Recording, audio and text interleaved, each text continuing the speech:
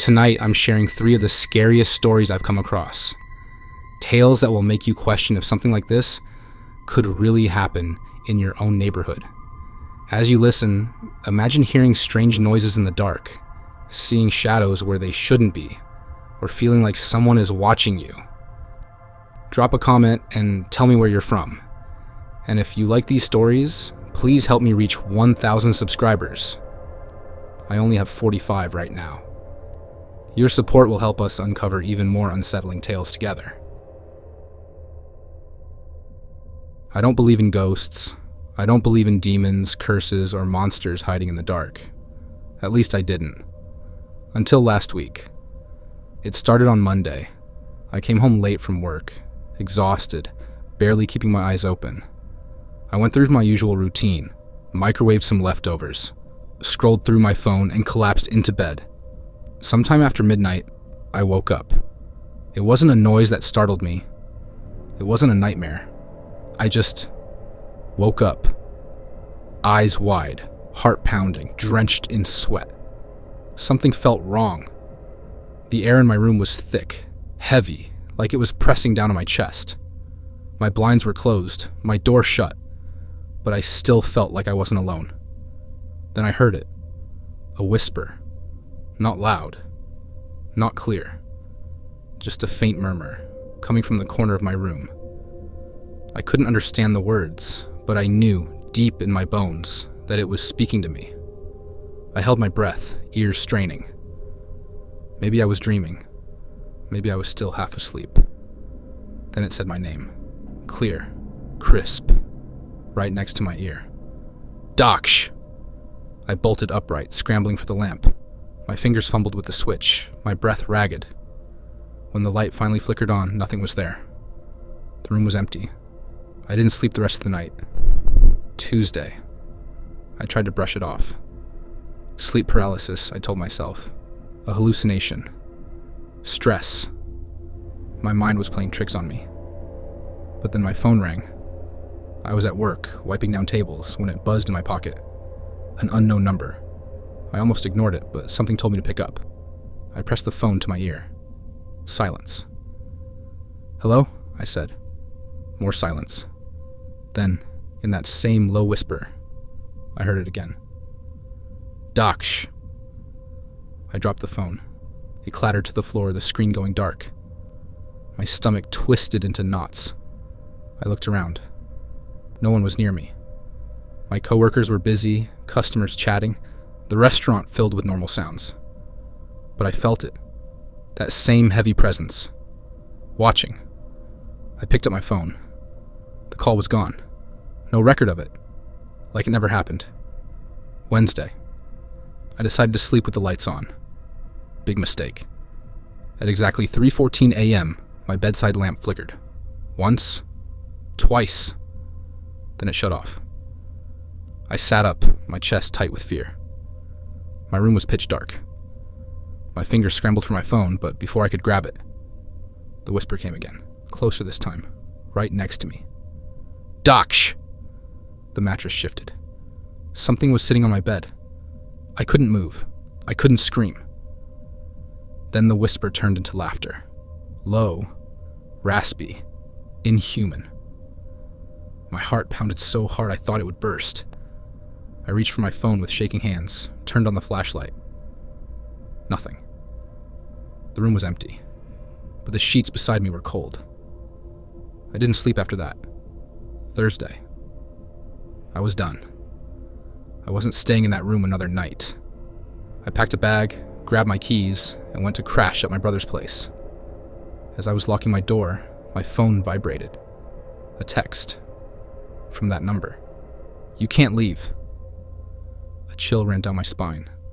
I stuffed my phone in my pocket, jumped in my car, and sped away without looking back. Friday. I stayed at my brother's, slept on his couch.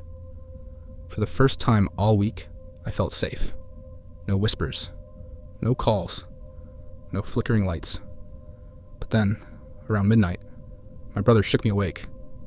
"Dude, what the hell?" he muttered, rubbing his eyes. I blinked at him. "What?" "You were standing in my doorway."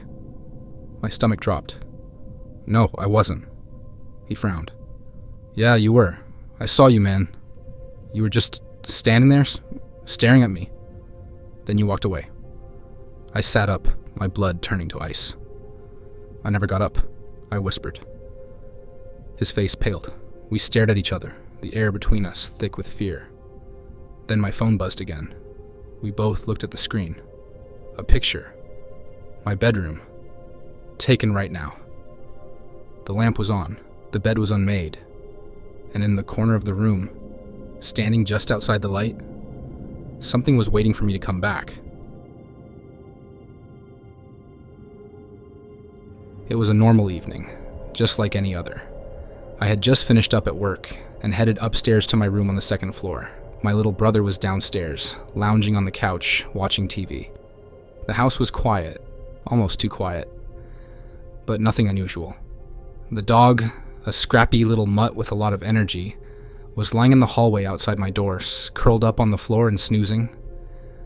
I sat down at my desk, trying to unwind after a long day, scrolling through my phone. The light from the window was dimming as the sun set, casting a soft glow across the room. That's when it happened. Out of nowhere, the dog started going crazy. At first, it was just a little growl, low and guttural, but then barking. Loud, frantic barks, followed by scratching at the walls and howling like something was wrong. Her nails clicked against the floor as she dashed back and forth, clearly upset about something. I jumped up from my chair, half startled, half confused. I figured maybe a squirrel had gotten too close to the window, or perhaps someone was outside. Whatever it was, the dog wasn't having it. As I reached for the door, I froze. I heard it. A voice. Ah, that's a good girl. It was deep, masculine, smooth. I stood there for a second, heart racing, trying to figure out who it was. The voice didn't sound like my little brother's, and it definitely didn't sound like the dog's usual good girl praise from me. It was too familiar in a way that made my skin crawl. Thinking it might be my dad's friend, he often came over early to hang out, especially on nights like this. I called out, half joking, "Oh, you're home early." But as soon as the words left my mouth, something felt off. There was a weird knot in my stomach, an itch in my brain that told me something wasn't right. I quickly opened the door, ready to call out to our roommate or my dad's friend, but when I stepped into the hallway, there was nobody there. Nothing. Just the dog, wagging her tail, staring down the hallway, toward the empty, dimly lit end. My heart dropped. The house was eerily silent. I glanced toward the stairs, down to the living room below, but the place felt like a ghost town. I didn't even think to call out again. I just stared at the dog, her tail slowly wagging, her eyes wide and fixed on the hallway, like she was waiting for something. Or someone. Her ears were perked up, eyes tracking something invisible that wasn't there. The hairs on the back of my neck stood straight up. Then I heard the heavy sound of footsteps on the stairs. It was my little brother. "What did you do to the dog?" he demanded, his voice sharp with irritation. "She was perfectly fine. And then you got her all riled up." I was still staring at the dog, the hairs on my arms standing on end. I couldn't tear my eyes away from her. Couldn't understand why she was acting like this. She was barking like crazy, running around, jumping up and down. He came up to me, shaking his head. "I thought you were messing with her again." I turned to look at him, trying to shake off the anxiety that was slowly building in my chest. "You heard that too, right?" I asked, my voice barely above a whisper. He gave me a weird look, not really understanding. "What? The dog barking?" "No," I said, my throat tight. "The voice. That guy." "Ah, that's a good girl." "You heard that, didn't you?" He frowned as if trying to recall. "I thought that was you. Or our roommate, but I wasn't sure." It sounded like he was talking to the dog. I could feel my heart racing again. That was the same voice I heard. But it wasn't anyone in the house. I didn't waste another second. I grabbed my butterfly knife from my desk and shoved it into my pocket. The cold metal a small comfort in my hand. My brother grabbed his BB gun from the corner of the room. He wasn't as scared as I was. His instinct was to just get to the bottom of it. But the fear in my gut was real, and it only intensified as we slowly made our way through the house. We checked every room, every corner. We even looked outside through the windows, but there was no sign of anyone. The house was quiet. Too quiet. The only sound was the dog still sitting at the end of the hallway, staring down the length of it like she was waiting for something to emerge from the shadows. We checked the backyard and the front porch. The door was locked, the windows shut tight. There was no one.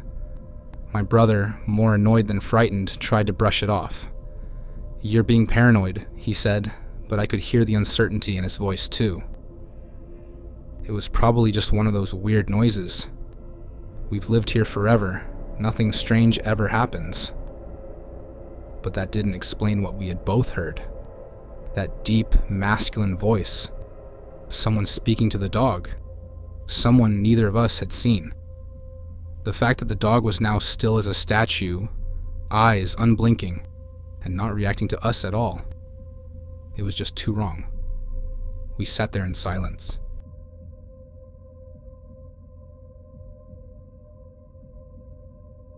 It started as a normal night. I was chatting with an online friend on TikTok, just like I always did. Casual, no big deal. But then, everything changed. The message came through, "Want to know a secret?" Naturally, curiosity got the best of me. I replied, "Sure." The response didn't come right away. After a minute, another message popped up. "Go to your bathroom." It seemed odd, but I didn't think much of it. I was tired, but figured it wouldn't hurt. I got up and dragged myself to the bathroom, still unsure what this was about. I set the phone on the counter and stood in front of the mirror. A few seconds passed, then the phone started spamming smiley emojis. Dozens of them! I typed, "Stop it, you're weird." But the emojis kept coming. Then, suddenly, the emojis stopped. There was silence. I almost turned to walk away when another message popped up. "Smile."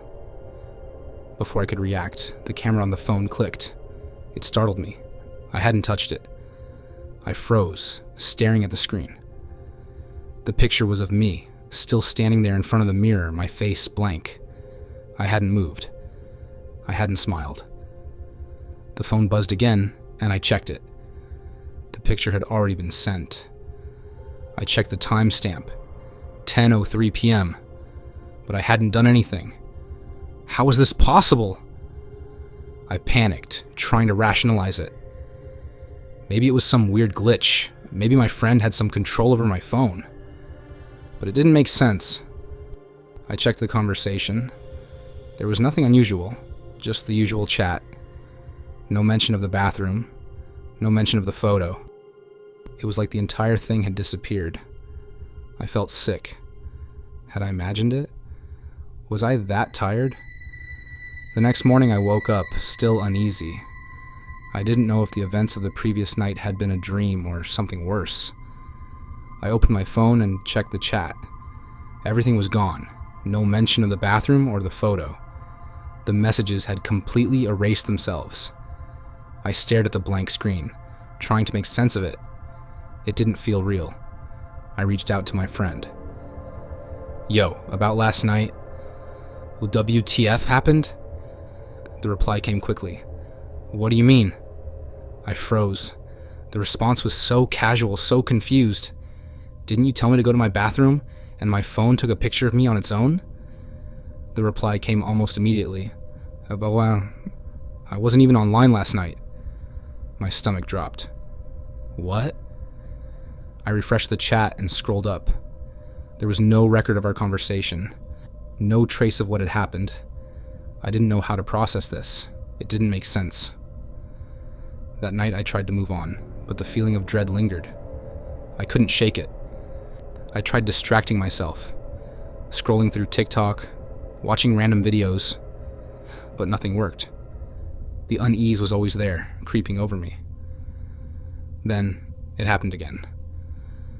I was lying in bed, scrolling through my phone when it buzzed. A message appeared. "Check your gallery." A chill ran down my spine. I didn't want to do it, but I had to. I opened my photos. The first image was of me, sitting on my bed, just as I was now. But something was off. I wasn't holding the phone. My hands were by my sides, my head tilted slightly as if someone else had taken the photo. The timestamp showed it was taken just seconds ago. I looked around the room. Everything was in place. The door was locked, the windows were shut. I was alone. But the photo was there. The phone buzzed again. Another message. "Is this you?" I stared at the screen, my heart racing. The photo seemed innocent at first, but then I noticed something in the background. A shadow. A figure. Standing just outside my door. I froze, my breath catching in my throat. I wasn't imagining it. There was someone there. Someone who shouldn't have been. I quickly glanced around the room again. The door was locked. The house was silent. But the figure was there. I felt my skin crawl. Who was in the hallway? The phone buzzed once more. I couldn't bring myself to open it. Then, the worst message of all came through. "Is this you?" I didn't need to open the message to know it was the same photo, the one with the shadow. But the more terrifying thought crept into my mind. Who took that picture?